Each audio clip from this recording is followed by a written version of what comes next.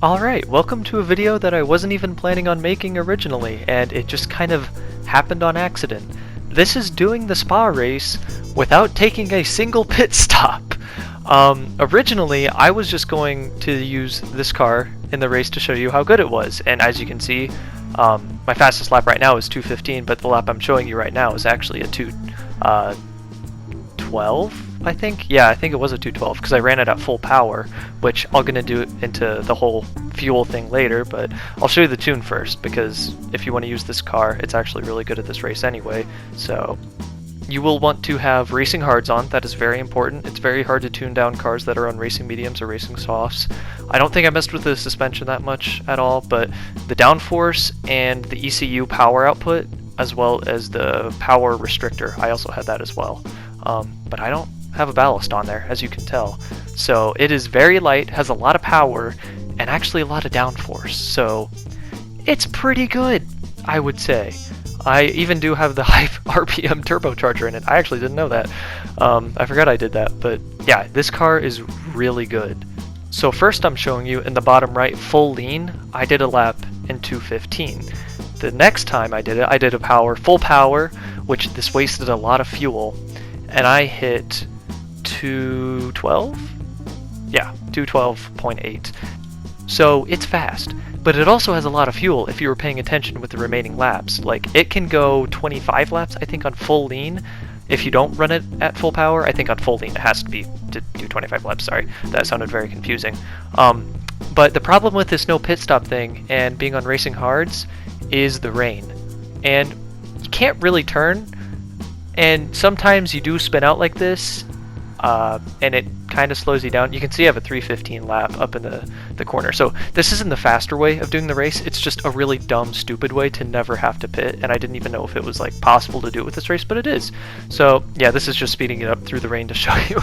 Like, pretty slow. Those guys kind of just took off in the distance, and I think this lap turns out being like a 3:45 in the rain. But it's important to get rain because your tires don't wear as much in the rain as they do in the dry. So you actually need rain pretty much to be able to do a no stop. Although this thing really didn't have that much tire wear at the end. The main thing is fuel. And because I did that full power lap to set the fastest time at a 2:12, kind of screwed me later on. And if I didn't do that, I could have run full lean, full blast the whole time without like having to coast through corners or anything, but I did have to slow down for like the last few couple laps, and yeah, I'd had a 3:57, but then it goes down pretty quick once it stops raining, down to a 3:06. So once you get out of the rain, like it's not like full down pouring rain, then you're fine to drive again. So yeah, this is showing the end of the race.